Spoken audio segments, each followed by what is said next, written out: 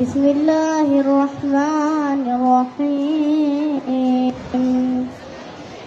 والفجر والليال العشر والشفع والوتر والليل إذا يسر هل في ذلك قسم لذي حجر ألم تر كيف فعل ربك بعاد إرم ذات العماد التي لم يخلق مثلها في البلاد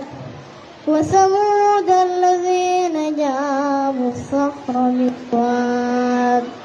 وفرعون ذي الأوتاد الذين طغوا في البلاد فأكثروا فيها الفساد فصب عليهم ربك صوت عذاب